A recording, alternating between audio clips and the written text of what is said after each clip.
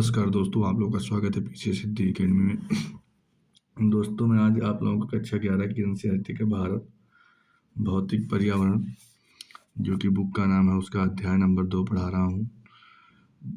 अध्याय का नाम है संरचना तथा भू आकृति विज्ञान। क्या आपने कभी सोचा है कि मिट्टी की उर्वरता, गठन व स्वरूप अलग क्यों है?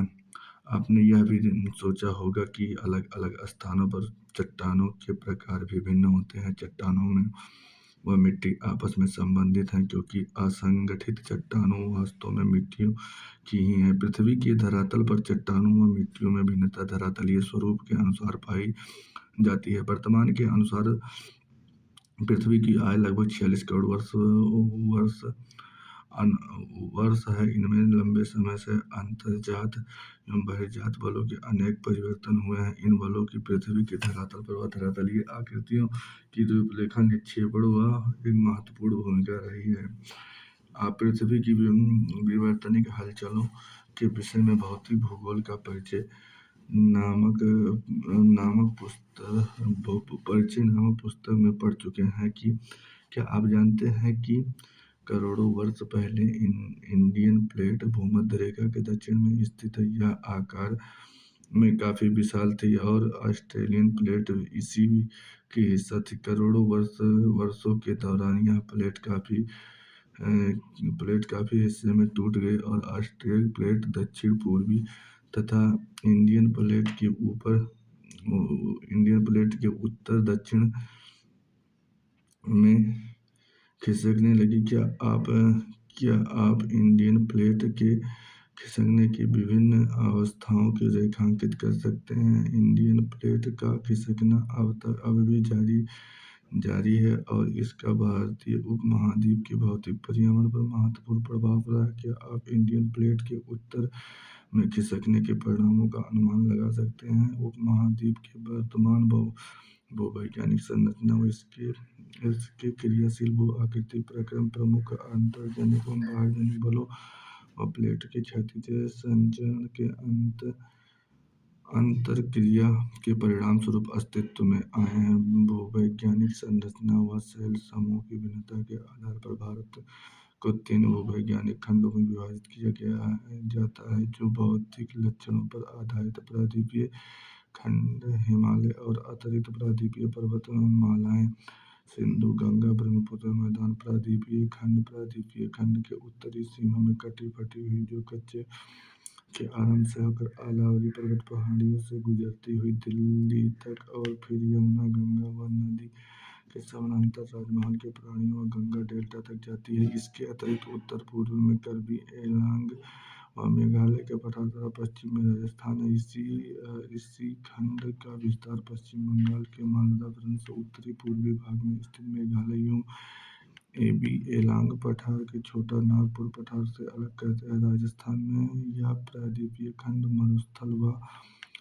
मरुस्थल सदृश स्थलाकृतियों से ढका हुआ प्रायद्वीपीय मुख्यालय प्राचीन आइट्स व ग्रेनाइट से बना है। कैम्ब्रियन कल्प के भूखंड एक कठोर खंड के रूप में खड़ा है।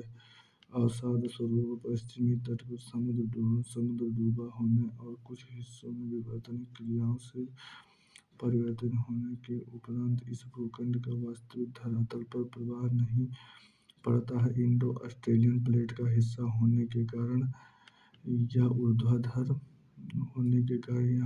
हलचल खंडों के भ्रंश से प्रभावित है। नर्मदा, तापी महानदी के रिफ्ट घाटियां और सतपुड़ा ब्लॉक पर्वत इसके उदाहरण है। प्रायद्वीपीय क्षेत्र में प्रमुख अवशिष्ट पहाड़ियां शामिल है जैसे अरावली, नल्ला, जावदी, बेलीकोंडा, पालकोंडा, सेड़ी और महेंद्रगिरी पहाड़ियां आदि। यहाँ की नदियाँ घाटियाँ उथली और उनकी प्रवणता कम होती है। भूगोल के प्रयोगात्मक कार्य एक में नामक पुस्तक में आपने प्रवणता की गणना की है विधि सीख ली होगी। क्या आप हिमालय से निकलने वाली और प्रायद्वीपीय नदियों की प्रवणता ज्ञात करके उनकी तुलना कर सकते हैं? पूरब की ओर बहने वाली अधिकांश नदियां बंगाल की खाड़ी में गिरने से पहले डेल्टा का निर्माण करती हैं। महानदी, गोदावरी, कृष्णा, कावेरी द्वारा निर्मित डेल्टा इसके उदाहरण हैं। हिमालय और अन्य अतिरिक्त अतिरिक्त प्रायद्वीपीय पर्वतमालाएं कठोर यूं स्थिर प्रायद्वीपीय खंड के विपरीत हिमालय और अतिरिक्त महाप्रायद्वीपीय पर्वतमालाओं की भूवैज्ञानिक संरचना तरुण दुर्बल और लचीली है। ये पर्वतमालाएं स्वयं समय में भी बाह्यजनिक तथा अंतर्जनिक बलों की अंतर्क्रियाओं से प्रभावित होती हैं। इसके परिणाम स्वरूप इसमें वलन भ्रंश और क्षेपण बनते हैं। इन पर्वतों की उत्पत्ति विवर्तनिक हलचलों से जुड़ी है। तेज बहाव वाली नदियों से अपरदित ये पर्वत अभी भी युवा अवस्था में है। बी आकार की घाटियां, क्षेत्रिकाएं व जलप्रपात इत्यादि इसका परिणाम है। सिंधु गंगा ब्रह्मपुत्र भारत के तृतीय भूवैज्ञानिक खंड सिंधु गंगा ब्रह्मपुत्र नदियों का मैदान मूलतः यह एक अविनतिग्रस्त है। उसका निर्माण मुख्य रूप से हिमालय पर्वत निर्माण प्रक्रिया के तीसरे चरण में लगभग 64.4 करोड़ वर्ष पहले हुआ है तथा तब इसे हिमालय के प्रायद्वीप से निकलने वाली नदियों के अपने साथ लाए गए अवसादों में पड़ रही है। इन मैदानों में जलोढ़ की औसत गहराई 1000 से 2000 मीटर की है। ऊपर लिखित वृत्तांत से पता चलता है कि भारत के विभिन्न क्षेत्रों की भूवैज्ञानिक संरचना में महत्वपूर्ण अंतर है। इसके कारण दूसरे पक्षों जैसे धरातल वेग और भू आकृति पर दूरगामी प्रभाव पड़ता है।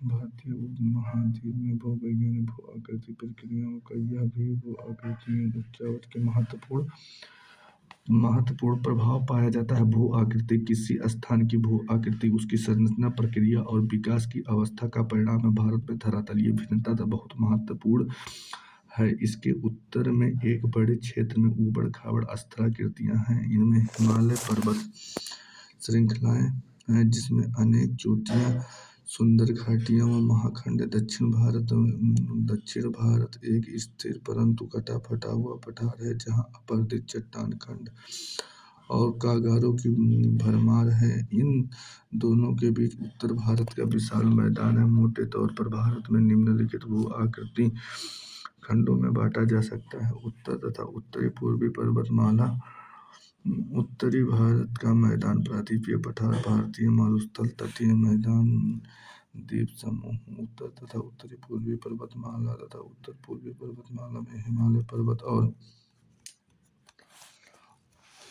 उत्तरी पूर्वी पहाड़ियां शामिल। हिमालय में कई समानांतर श्रृंखलाएं हैं। इनमें बृहद हिमालय श्रृंखला एवं मध्य हिमालय और शिवालिक हिमालय की प्रमुख श्रेणियां हैं। भारत के उत्तरी पश्चिमी भाग में हिमालय की ये श्रेणियां उत्तर पश्चिम दिशा से दक्षिण पूर्व दिशा की ओर फैली हैं। दार्जिलिंग और सिक्किम क्षेत्र में ये श्रेणियां उत्तरी पूर्वी पश्चिम दिशा में फैली हैं, जबकि अरुणाचल प्रदेश में ये दक्षिण पश्चिम उत्तर पश्चिम की ओर घूम जाती हैं। मिजोरम, नागालैंड, मणिपुर में ये पहाड़ियां उत्तर दक्षिण दिशा में फैली हुई हैं। बृहद हिमालय श्रृंखला, जिसे केंद्रीय अच्छी श्रेणी भी कहा जाता है, की पूर्व पश्चिम की लंबाई लगभग 2500 किलोमीटर तथा उत्तर दक्षिण की चौड़ाई 160 से 400 किलोमीटर है। जैसा मानचित्र में से स्पष्ट है कि हिमालय भारतीय उपमहाद्वीप तथा मध्य एवं पूर्वी एशिया के देशों के बीच एक मजबूत लंबी दीवार के रूप में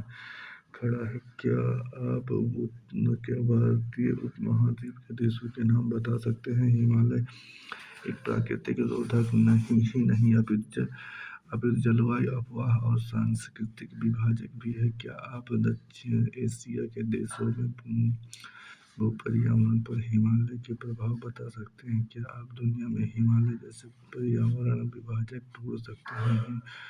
हिमालय पर्वत में भी अनेक क्षेत्रीय विभिन्नताएं हैं। उच्चावच पर्वत श्रेणियां रेलखंड और दूरी आकृतियों के आधार पर हिमालय में निम्नलिखित उपखंडों में विभाजित किया गया। कश्मीर का उत्तरी पश्चिमी हिमालय, हिमाचल का उत्तरांचल हिमाचल, दार्जिलिंग का सिक्किम हिमालय, अरुणाचल हिमालय, पूर्वी पहाड़ियां और पर्वत, कश्मीर या उत्तरी पश्चिमी हिमालय कश्मीर हिमालय में अनेक पर्वत श्रेणियां हैं जैसे काराकोरम, लद्दाख, जैसकर पीर पंजाल। कश्मीर हिमालय का उत्तरी पूर्वी भाग जो बृहद हिमालय और काराकोरम श्रेणियों के बीच स्थित है। यह एक ठंडा मरुस्थल है। बृहद हिमालय पीर पंजाल के बीच विश्व प्रसिद्ध कश्मीर की घाटी, जल झीलें, दक्षिण एशिया की महत्वपूर्ण हिमालयी नदियां बटोरो और सियाचिन इसी प्रदेश में है। कश्मीर हिमालय करेवा के लिए प्रसिद्ध है। जाफरान की खेती बृहद हिमालय में जो जिला पीर पंजाल,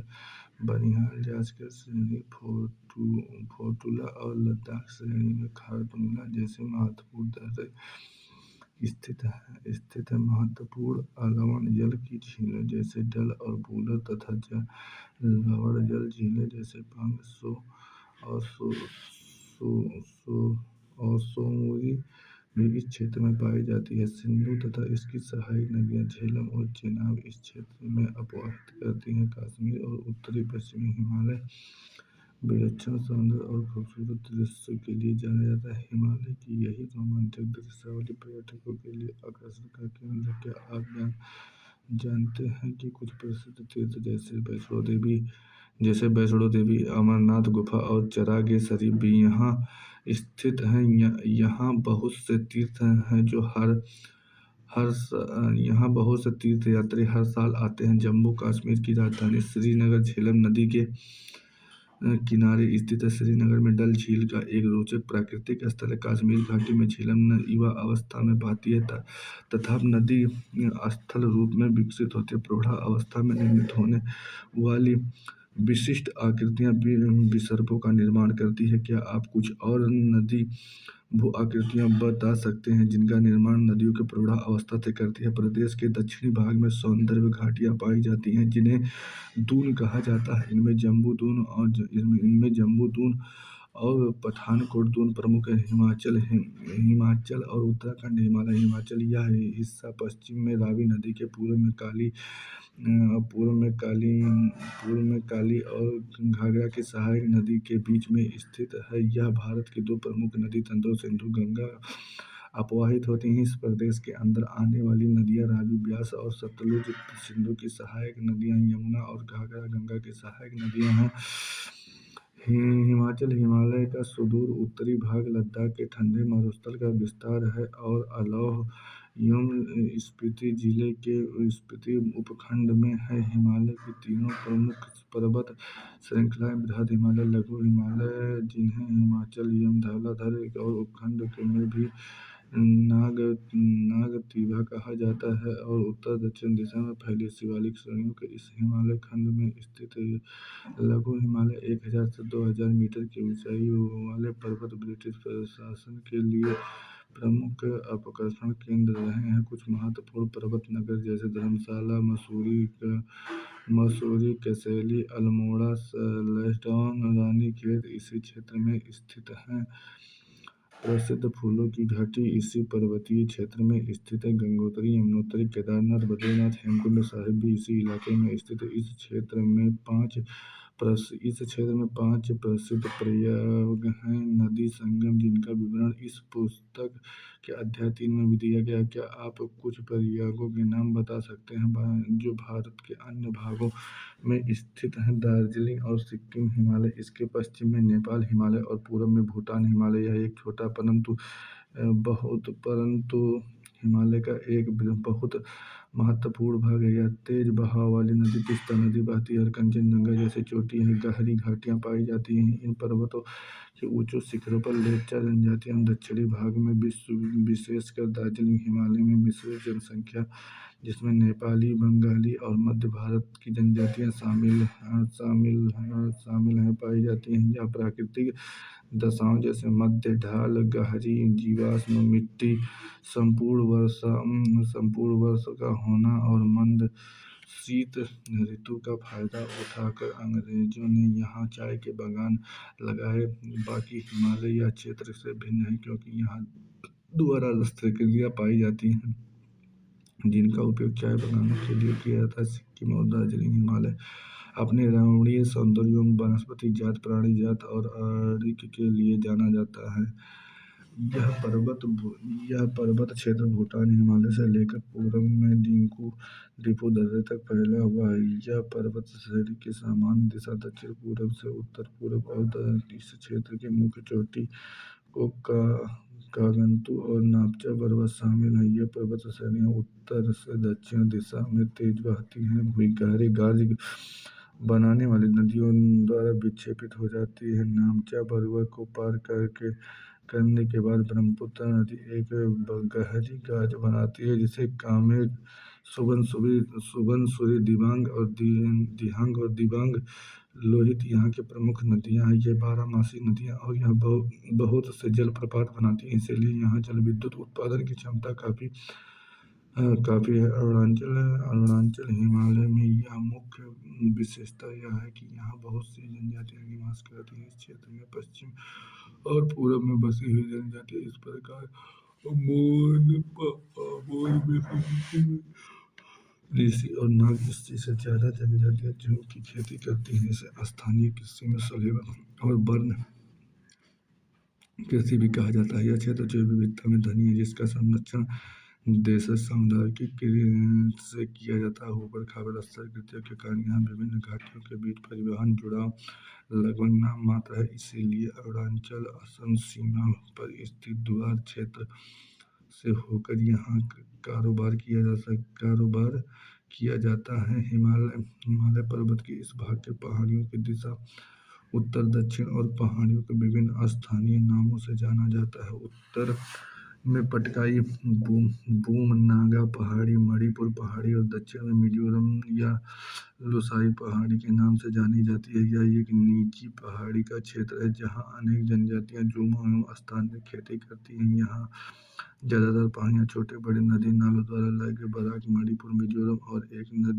प्रमुख नदी है। मणिपुर घाटी के मध्य एक झील स्थित है, जिसे लोकतक झील कहा जाता है, और यह चारों ओर से पहाड़ियों से घिरी हुई है।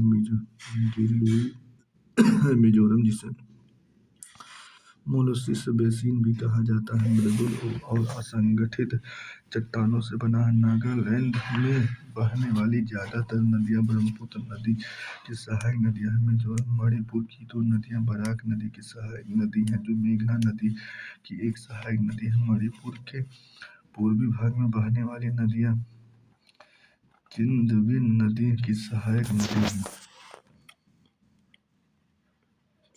नदी है। नदियों में जो म्यांमार में बहने वाली इरावती नदी की एक सहायक नदी है। उत्तर भारत के मैदान में सिंधु, गंगा, ब्रह्मपुत्र और नदी द्वारा भाग लाए गए छड़ों से बना है। इसी में मैदान में पूर्व से पश्चिम दिशा में लगभग 3200 किलोमीटर है। इसकी औसत चौड़ाई 150 से 3000 किलोमीटर है। यह जलोढ़ निक्षेप की अधिकतम गहराई 1000 से 2000 मीटर है। उत्तर से दक्षिण दिशा में इन मैदानों में 3 भागों में बांट सकते हैं। भाबर तराई जलोढ़ मैदान को 2 भागों में बांटा जाता है, खादर और बांगर। भाबर 8 से 10 किलोमीटर चौड़ाई की पतली पट्टी है, जो शिवालिक गिरिपथ के समानांतर फैली हुई है। इसके परिणाम स्वरूप हिमालय पर्वत श्रेणियों से बाहर निकली नदियां यहाँ भारी जल भार जैसे बड़े सैल गोलास में जमा करती हैं, जो कभी कभी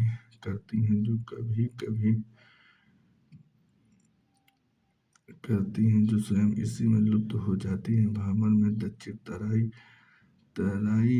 क्षेत्र है, जिसकी चौड़ाई 10 से 20 किलोमीटर। भाबर क्षेत्र में लुप्त नदियों के इस प्रदेश में धरातल पर निकल कर प्रकट होती हैं, क्योंकि इनकी निश्चित वाहिकाएं नहीं होती हैं। ये क्षेत्र अनुपम बना सकते हैं, जिसे तराई कहते हैं। यह क्षेत्र प्राकृतिक वनस्पति से ढका रहता है और विभिन्न प्रकार की वन प्राणियों का घर है। तराई से दक्षिण मैदान में पुराने नए जलोढ़ से बना होने के कारण बांगर और खादर कहा जाता है।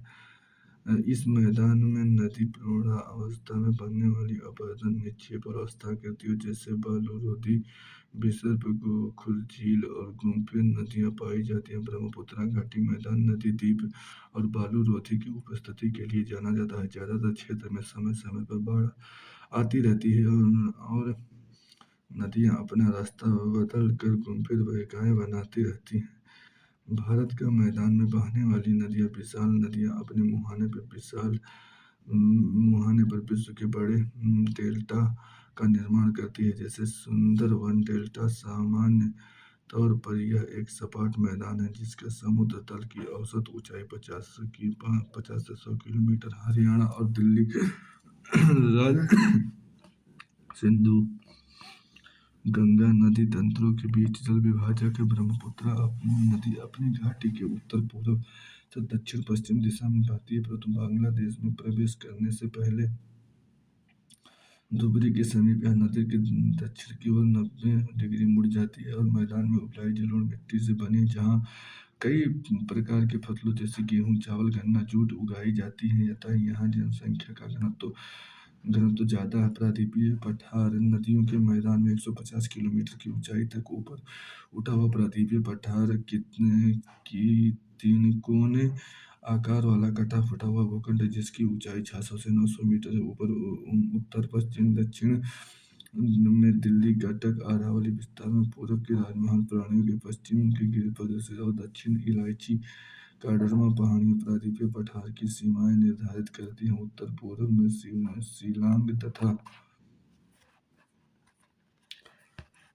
शिलांग तथा कार्बी एलांग पठार भी इसी भूखंड का विस्तार। प्रायद्वीपीय भारत में अनेक पठारों से मिलकर बना है, जैसे हजारीबाग पठार, पलायू का पठार, रांची का पठार, मालवा का पठार, कोयम्बटूर का पठार, कर्नाटक का पठार। यह भारत के प्राचीनतम स्थिर भूभागों में से एक है। सामान्य तौर पर प्रायद्वीपीय और ऊंचाई पश्चिम से पूरब की कम होती चली जा रही, जिसका परिणाम यह है कि नदियों के बहाव की दिशा से भी मिलता है। प्रायद्वीपीय पठार की कुछ नदियों के नाम बताइए जो बंगाल की खाड़ी और अरब सागर में गिरती हैं। कुछ स्थलाकृतियों के नाम भी बताइए जो पूर्व की ओर प्रवाहित होती हैं। नदियों से संबंधित परंतु पश्चिम दिशा में बहने वाली नदियों से संबंधित नहीं है। कुछ क्षेत्रों की प्रमुख स्थलाकृतियों के टार ब्लॉक, पर्वत भ्रंश, घाटियां, पर्वत स्कंद, नग्न चट्टान संरचना, टोकरी पहाड़ी श्रृंखला और क्वार्टर वेतियां शामिल हैं, जो प्राकृतिक संग्रह के स्थान। इसका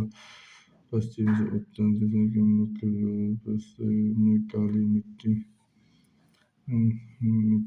में पाई जाती है। प्रायद्वीपीय पठार के अनेक हिस्सों में भूस्थान नियमित जल भ्रंश विभाग निर्माण अनेक पुनरावृत्ति और दौर से गुजरे हुए हैं। भी भ्रंश उल्लेख करना आवश्यक है, क्योंकि वहाँ बार-बार भूकंपीय हलचलें होती रहती हैं। अपनी पुनरावृत्ति भूकंपीय क्रियाओं की क्षेत्रीय भिन्नता के कारण प्रायद्वीपीय पठार पर धरातलीय भिन्नताएं पाई जाती हैं। इस पठार के उत्तरी, पूर्वी, पश्चिमी भाग नदी खंड महाखंड इसके धरातल को जटिल बनाने पर चंबल, विंध्य और मोरेना खंड इसके उदाहरण हैं। मुख्य उच्चावच लक्षणों के अनुसार प्रायद्वीपीय पठार को 3 भागों में बांटा जाता है। दक्कन का पठार, मध्य में उच्च भूभाग, उत्तरी पूर्वी पठार। दक्कन का पठार इसके पश्चिम में पश्चिमी घाट और पूर्व में पूर्वी घाट तथा सतपुड़ा, मैकाल और महादेव पहाड़ियां हैं। पश्चिम घाट को स्थानीय तौर पर अनेक नामों से जाना जाता है। महाराष्ट्र में सह्याद्री, कर्नाटक और तमिलनाडु में नीलगिरी और केरल में अन्नामलाई और इलायची काडरमा पहाड़ी। पूर्वी घाट की तुलना पश्चिमी घाट ऊंचे और अविरत है। इनकी औसत ऊंचाई लगभग 1500 मीटर है, जो कि पश्चिम में ऊंचे घाट अरावती, इनकी औसत ऊंचाई लगभग 1500 मीटर है, जो कि उत्तर दक्षिण की तरफ बढ़ती चली जा रही है। प्रायद्वीपीय पठार की सबसे ऊंची चोटी अन्नामुडी पश्चिमी जो घाट में, जो कि अन्नामलाई पहाड़ी में स्थित है। दूसरी सबसे ऊंची चोटी डोडरमा, यह नीलगिरी पहाड़ी में है। ज्यादातर प्रायद्वीपीय नदियां उत्तर पश्चिमी घाट से पूर्वी घाट में अवतरित नहीं होती है। महाद्वीपीय गोदावरी, कृष्णा, कावेरी नदी द्वारा अपरदित और यहाँ की कुछ प्रमुख घाटियां जावादी पहाड़ी, पालकोंडा, श्रेणी, नल्ला माला पहाड़ियाँ महेंद्रगिरी पहाड़ियाँ और उत्तर पूर्वी पश्चिमी नदी घाटियाँ पहाड़ियाँ आपस में मिलती हैं। पश्चिम में अरावली पर्वत इसकी सीमा बनाती हैं। इसके दक्षिण सतपुड़ा पर्वत उच्चिष्ट पठार की श्रेणी बनता है, जिनकी समुद्र तल से ऊंचाई 6 से 900 मीटर की दक्कन पठार के उत्तरी सीमा में बनते हैं। अवशिष्ट पर्वतों के उत्कृष्ट उदाहरण है, जो कि काफी हद तक अपरदित और इनकी श्रृंखला टूटी हुई है। प्रायद्वीपीय पठार के इस भाग का विस्तार जैसलमेर तक है, जहाँ अंधेरे रेत की टीली चापाकार और रेतीले डब्बे हैं। अपने भूखंड इतिहास कायांतरित और गुजर चुका हुआ का कायांतरित चट्टानों जैसे संगमरमर, स्लेट और नाइस की उपस्थिति का परिणाम है। समुद्र तल के मध्य उच्चावच की ऊंची भूमि 700 से 1000 मीटर के बीच है। उत्तर पूर्व की दिशा में इसकी ऊंचाई कम होती है चली जाती है। यमुना की अधिक सहायक नदियां हिमाचल कैमूर श्रेणी से निकलती है। बनास चंबल एकमात्र प्रमुख सहायक नदी है जो चंबल पश्चिम अरावली उच्च मध्य भाग पहाड़ी जिसके दक्षिण में स्थित छोटा नागपुर पठार है। उत्तर पूर्व में वास्तव में प्रायद्वीपीय पठार की एक विस्तृत भाग है। यह माना जाता है कि हिमालय उत्पत्ति के समय इंडियन प्लेट और उत्तर पूर्व दिशा में खिसकने के कारण राजमहल पहाड़ी और मेघालय के पठार के बीच बर्फ घाटी बनने से यह अलग हो गया है। बाद में यह नदी द्वारा जमाव किए गए जलोढ़ द्वारा पाट दिए गए आज मैदान और कार्बी एंगोंग इसी पठार के कारण है। इसे मुख्य प्रायद्वीपीय पठार अलग अलग इसमें आवास करने वाली जनजातियों के नाम के आधार पर मेघालय के पठार 3 भागों में बांटा गया है। गारो, खासी, जैंतिया। असम के कार्बी एंगोंग पहाड़ी भी हैं। इसी का विस्तार छोटा नागपुर के पठार की तरह। मेघालय के पठार कोयला, लोहा, सिलिनाइट, चूने पत्थर और यूरेनियम के खनिज पदार्थों के भंडार है। इसमें क्षेत्र में अधिकतम दक्षिण पश्चिमी मानसून से होते हैं। परिणाम स्वरूप मेघालय का पठार एक अति अपरदित भूतल एवं चेरापूंजी नग्न चट्टानों से ढका हुआ है और यहाँ वनस्पति लगभग नहीं के बराबर है। भारतीय मरुस्थल विशाल भारतीय मरुस्थल अरावली पहाड़ी के उत्तर पूर्व में स्थित है। यह ऊबड़ खाबड़ भूतल है जिस पर बहुत अनेक रेतीले टीले बरखाने पाए जाते हैं। यहाँ वार्षिक वर्षा 150 किलोमीटर से कम होती है और परिणाम स्वरूप यह शुष्क और वनस्पति रहित क्षेत्रों निम्न स्थलाकृतिक गुणों के कारण क्षेत्र में मरुस्थलीय नाम से जाना जाता है। यह माना जाता है कि मेसोजोइक काल में यह क्षेत्र समुद्र का हिस्सा था। इसकी पुष्टि आजकल स्थित काष्ठ जीवाश्म पार्क में उपलब्ध प्रमाणों, जैसलमेर के निकट ब्रह्मसर के आसपास के समुद्री निक्षेप होती है। काष्ठ जीवाश्म की आयु लगभग 18 करोड़ वर्ष का आकी गई है। यद्यपि इन क्षेत्रों में भूगर्भिक चट्टान संरचना प्रायद्वीपीय पठार का विस्तार है, तथापि अत्यंत शुष्क दशाओं के कारण इनकी धरातलीय आकृतियां भौतिक अपक्षय और पवन क्रिया द्वारा निर्मित होती हैं। यहाँ की प्रमुख स्थलाकृतियां स्थानीय रेतीले टीले क्षत्रक चट्टानों और मरुद्यान के ढाल के आधार पर मरुस्थल के 2 भागों में बांटा जा सकता है, सिंध और ढाल वाला उत्तर भाग और कच्छ के बने और ढाल वाला दक्षिणी। यहाँ की अधिकतर नदियाँ अकाल्पनिक और मरुस्थल दक्षिण में बहने वाली नोनी महत्वपूर्ण है। अल्पशिष्ट बहुत से अधिक वाष्पीकरण की वजह से इस प्रदेश में हमेशा जल घाटा रहता है। कुछ नदियां तो थोड़ी दूर तय करने के बाद मरुस्थल में लुप्त हो जाती हैं। यह अंतःस्थलीय अपवाह के उदाहरण है। यहाँ नदियां झील प्लाया में मिल जाती हैं। इन प्लाया झीलों का जल खारा होता है जिससे नमक बनाया जाता है। तटीय मैदान आप पहले ही पढ़ चुके हैं। भारत की तटरेखा बहुत लंबी है। स्थिति और सक्रिय भू-आकृति प्रक्रियाओं के आधार पर तटीय मैदानों को 2 भागों में बांटा गया: पश्चिमी तटीय, पूर्वी तटीय मैदान।